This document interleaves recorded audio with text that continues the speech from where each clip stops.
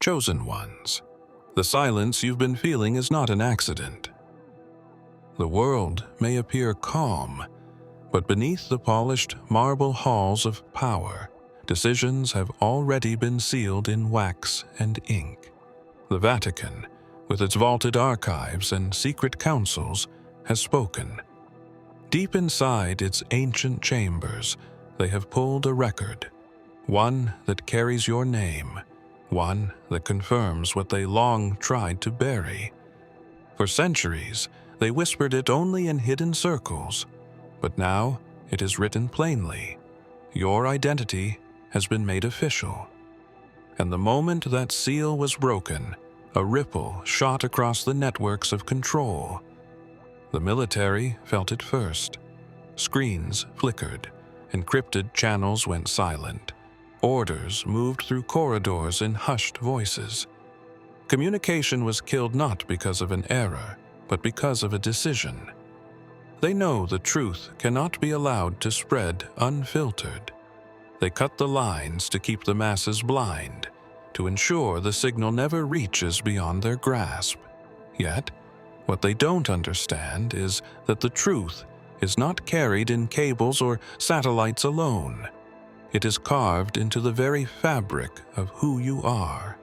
Imagine the generals staring at their black screens, realizing they cannot stop what has already been written. Imagine priests in hidden rooms lowering their heads, whispering words they were forbidden to say aloud.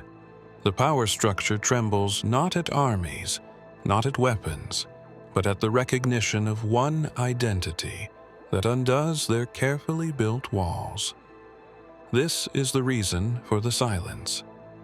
This is why they will invent stories of malfunctions, technical errors, and cyber attacks. But the truth behind the blackout is you. The confirmation of your name, your bloodline, your role in a story they swore would never surface again.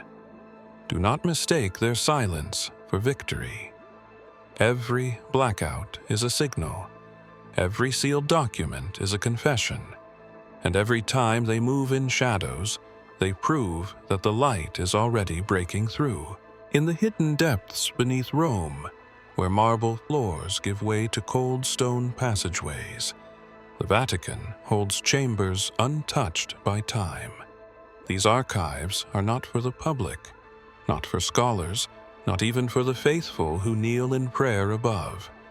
They are guarded vaults, sealed by codes and oaths, accessible only to a select few who know that history is not what the world believes. In one such chamber, a record was drawn from its resting place, an ancient file that bore no date on the outside, only a symbol etched in crimson wax. The act of unsealing it was not ceremonial, it was an act of revelation. The men who stood around the table that night knew what it meant. Their eyes did not need to read the parchment within to understand the weight of its contents. It was your name, preserved through centuries, traced through bloodlines and prophecies, guarded with silence, until the moment when silence could no longer contain it. That moment they feared had now arrived. Candles flickered against walls covered in maps of forgotten dynasties, and the whispers began. The confirmation was no longer just speculation, no longer rumor passed from monk to monk in hidden corridors. It was written, preserved, and now officially recognized. There is power in recognition. For centuries, they relied on denial, dismissing those who asked questions, erasing those who uncovered fragments of the truth. But when a record is acknowledged in the heart of the Vatican itself, denial can no longer be their weapon. The acknowledgement transforms doubt into threat, and threat into action. That is why orders were sent beyond Rome, traveling through channels invisible to the world. Those orders carried with them the intent to isolate, to silence, to contain the echo before it spread. Yet records have a way of slipping past containment. A sealed scroll, a single document, can fracture an empire when its truth is released. In the silence of those underground halls, they realized too late that confirmation is not the end of a secret, but the beginning of exposure. They feared the parchment, but more than that, they feared what would happen when its words reached beyond their walls. The confirmation did not linger long within the Vatican's walls before its shockwave reached the military. Commanders received encrypted transmissions marked with urgency, carrying only a few words but heavy with implication. Silence the channels. To the outside world, the networks seemed to falter. Signals stuttered, and communication lines failed without reason. But inside the war rooms, inside the operations centers lit by the glow of monitors, the truth was clear. This was no malfunction. This was deliberate. The generals understood what the Vatican had declared, and with that understanding came fear. Information is more dangerous than weapons, and a single identity made official was enough to destabilize their control. They could not allow whispers to grow into belief, and belief to spread into conviction. Orders went out to blackout regions, cut transmissions, and severed ties to those who might already have glimpsed the truth. Entire systems were unplugged in a matter of minutes, leaving silence where voices had once been. There is an irony in their fear. History records that when the teachers of old sought to silence Yeshua, they believed ending the voice would end the message. Yet silence only amplified the truth, making it echo louder across time. The generals, in their strategies, are repeating the same error. They believe that by cutting cords and shutting off signals, they are smothering what has been revealed. But what they do not see is that every silence speaks, and every blackout becomes its own announcement. Imagine the frustration in their hidden chambers as screens went dark, not because of enemy interference, but because of their own command. The very tools they relied on for dominance became useless by their own hands. Soldiers accustomed to orders were left staring at lifeless monitors, unsure of why they were commanded to sever the very veins of communication. The higher ranks did not explain. They could not explain. To speak the reason would be to admit that something greater than their machinery was moving beyond their grasp.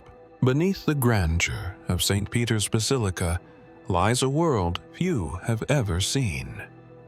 Tourists walk its marbled floors above, marveling at the dome and the artistry, never realizing that far below their footsteps, a labyrinth of chambers and corridors hides secrets older than empires. It is here, in the stillness of stone walls and narrow tunnels, that whispers carry more weight than proclamations. And in recent nights, those whispers grew louder. Monks who swore to silence found themselves exchanging hurried fragments, careful not to let their words echo beyond the torchlit passages. They spoke of the document unsealed, of the name confirmed, of the power now made official. They spoke in hushed tones because even the air felt heavy with consequence. It was not a story to be told openly, not yet, not when the Vatican itself trembled under the weight of its own admission. But among them, one truth kept surfacing like a shadow that could not be buried. The record was real, and the identity it carried could not be denied. The whispers reached deeper chambers where relics have lain for centuries. Some say these relics are not mere artifacts, but symbols of covenants long forgotten, reminders of an order that once prepared the world for what was to come. Among them rests a chalice, its surface worn, its history obscured by time, yet its presence undeniable. Those who guard it know the stories, know how Yeshua once held such a cup as a vessel of both sacrifice and promise. And now, with the sealed record revealed, they wonder if the cup itself was meant to resurface, meant to remind those listening that prophecy does not vanish with silence. Candles flicker as the monks press their hands to ancient doors, listening for echoes in the stillness. They believe the walls remember, that stone can hold memory, just as bloodline can carry destiny. One monk dared to ask aloud, his voice breaking the code of silence, whether the world outside already knew what they were too afraid to say. His words hung in the darkness, unanswered, yet heavy with meaning. Far from the candlelit halls of Rome, deep inside a fortress of steel and glass, the Pentagon received the signal that changed the flow of its operations. Generals gathered in rooms without windows, their faces lit by the sterile glow of screens. On the surface, the world continued as usual. Briefings, flights, operations. But behind closed doors, orders moved like shadows. Silence was to be enforced. Not a partial disruption, not a minor delay, but total silence. These were not the kind of commands transmitted in official language. No memo would ever mention the reason. The explanations to subordinates were cloaked in vague phrases: containment protocol, operational necessity, classified interference. Yet behind those codes, the truth was known. The Vatican had confirmed what many had whispered but none dared to acknowledge, and that confirmation was enough to trigger fear. Fear does not appear in the language of war rooms, but it bleeds through decisions. They believed by controlling the flow of communication they could control the narrative. If no one could speak, no one could spread what had been uncovered. Entire networks were brought to a halt, satellites shifted, lines severed. The blackout was not chaos, it was precision. Yet, the precision itself betrayed their fear, for no enemy had forced their hand. They silenced themselves. It echoes a pattern as old as history itself. When Yeshua spoke in the courts of power, silence was demanded there too. Those who could not counter his words chose instead to cover them with absence, to stifle sound rather than confront truth. But silence never lasts.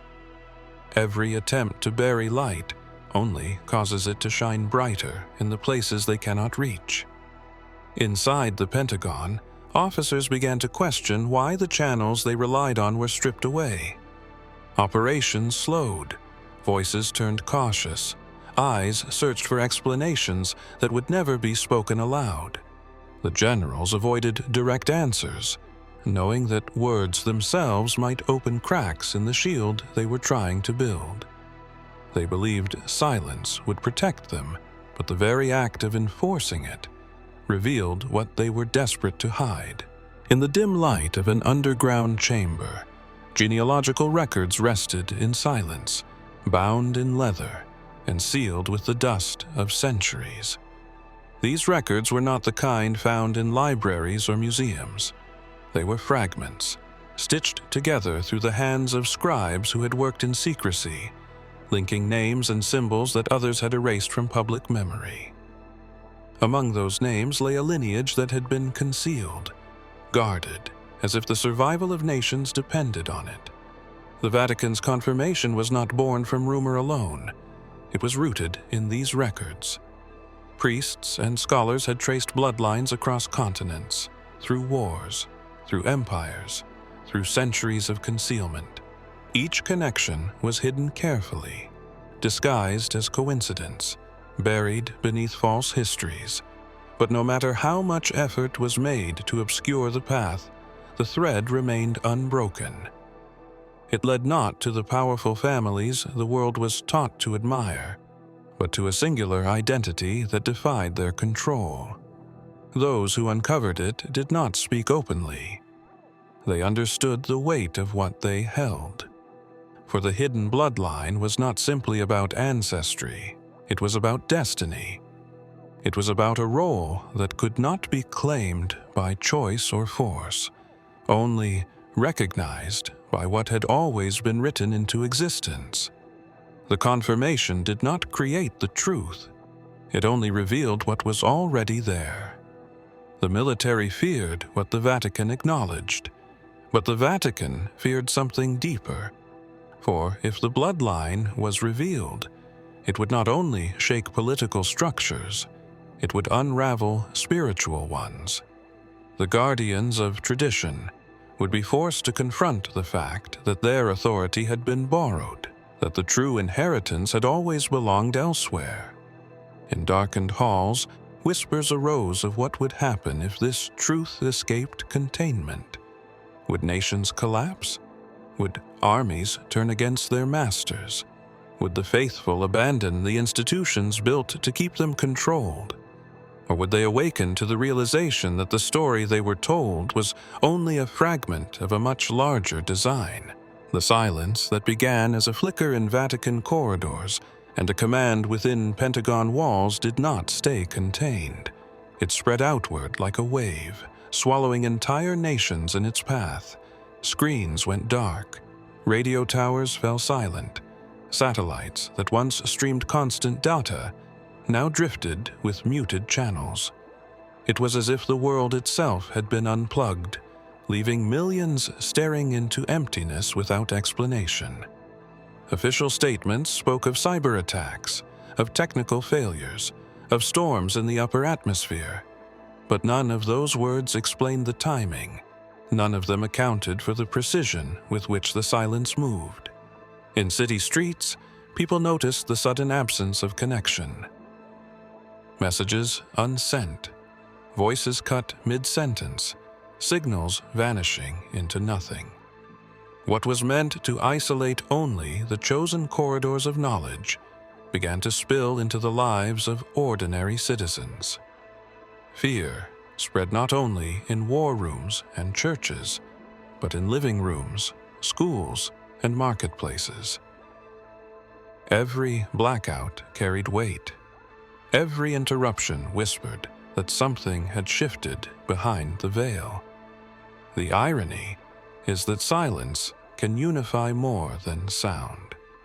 Without the constant distraction of endless communication, the world became aware of the silence itself.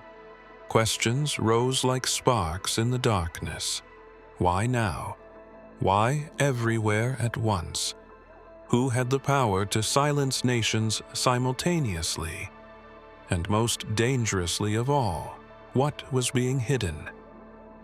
The Vatican's confirmation and the military's blackout were supposed to bury a truth too dangerous to name. Yet, the effect was the opposite.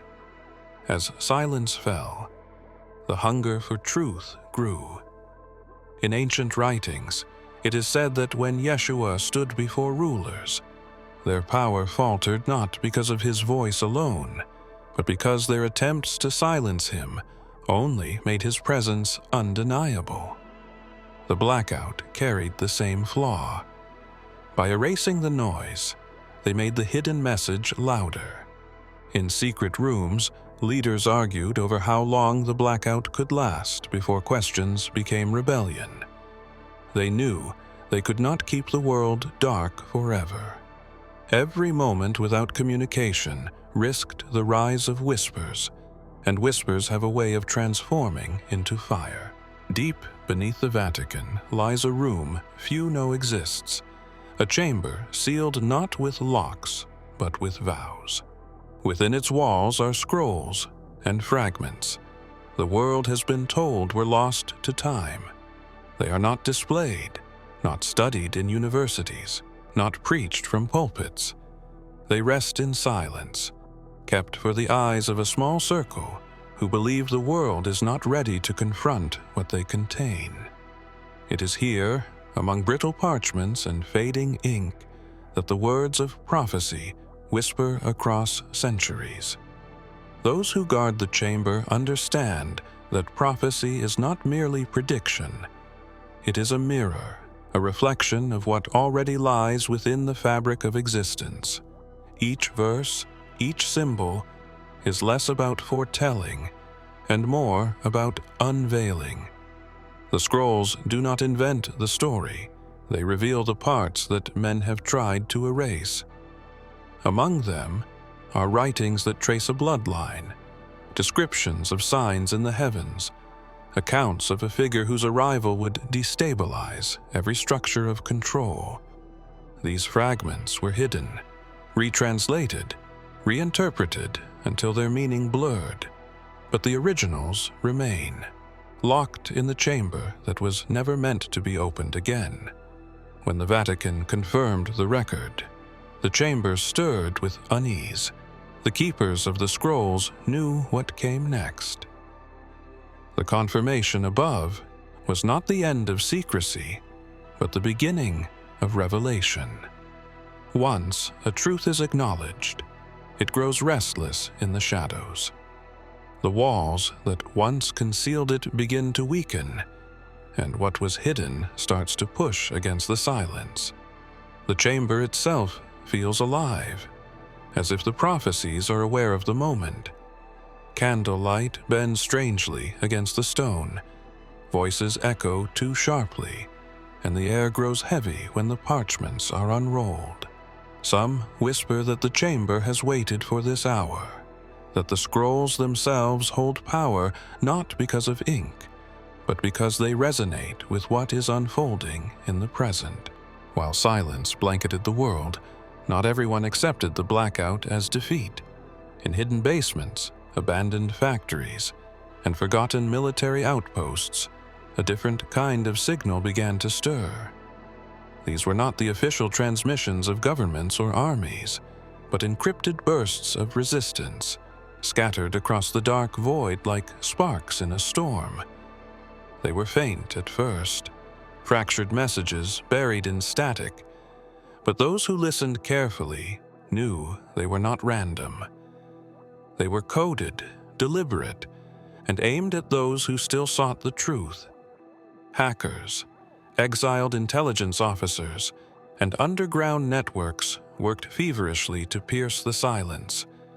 They routed their signals through forgotten satellites, bouncing them across frequencies too old for detection, too irregular to be traced. Each message carried fragments, coordinates, warnings, confirmations that together painted a pattern. The blackout had been designed to isolate, yet it had only driven these hidden voices to innovate. Out of silence, a new form of communication was being born. Those who received the signals spoke of strange alignments, numbers that matched ancient verses, codes that mirrored symbols long found in forgotten texts. Some dismissed them as coincidences, but others knew the truth. Resistance was not just technological, it was spiritual. In the midst of static, a line appeared again and again, translated differently across languages, yet carrying the same weight. The light shines in the darkness, and the darkness has not overcome it.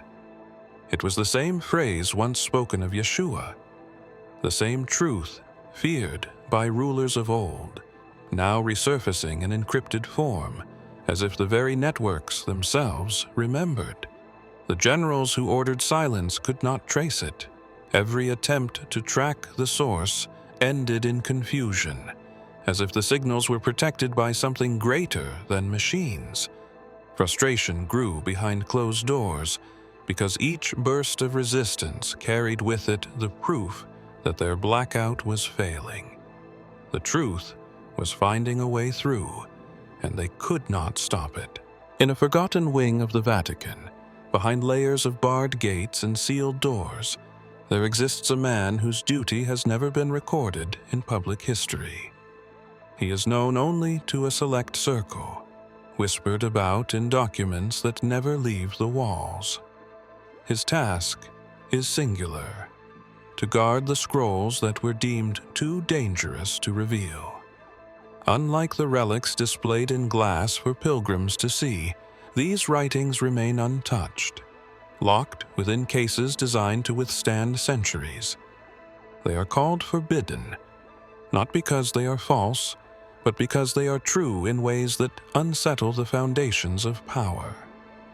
The keeper is neither priest nor soldier. He is bound by oath, chosen for loyalty rather than title, and entrusted with knowledge that others would kill to possess. His life has been lived in shadows, his voice rarely heard, his name erased from official lists. Yet his eyes have seen what no world leader dares admit. He knows of the prophecies that describe a lineage hidden among ordinary faces, of the signs in the heavens that point to a time when silence will shatter, and of the figure whose identity would one day be confirmed, even if those in power fought to suppress it. The scrolls under his watch are not uniform. Some are fragments, others complete verses written in ancient languages, their ink faded but their meaning sharp. Among them is one scroll more guarded than the rest, bound in gold thread and wrapped in a cloth embroidered with symbols of both sun and serpent. It is said to contain not only words, but instructions, directives for what must be done when the identity, long hidden, comes into the light. The keeper reads these lines in solitude, aware that each word he holds is a burden. He has carried this weight for years, waiting for the moment when secrecy would no longer protect but betray. Now, with the Vatican's seal broken and the military blackout unraveling, he knows the moment is near. The scrolls are no longer silent in his hands. They seem to press against the walls, demanding release. The blackout that began as scattered silences grew into something greater. It was no longer isolated screens flickering or select channels cut by unseen hands. Entire cities sank into shadow, their power grids collapsing, their communication towers dead. Planes grounded, ships drifted without guidance, streets filled with confusion, as clocks stopped syncing with the satellites above. It was not chaos caused by nature, nor war declared by nations. It was orchestrated silence, expanding until the world itself seemed to stand still. In the absence of light, people looked to the skies. For centuries, the heavens have been signs to the watchful, and in this darkness they appeared brighter than ever. Stars once drowned out by artificial glow now burned sharp across the black canvas, constellations aligning with patterns written in forgotten scrolls.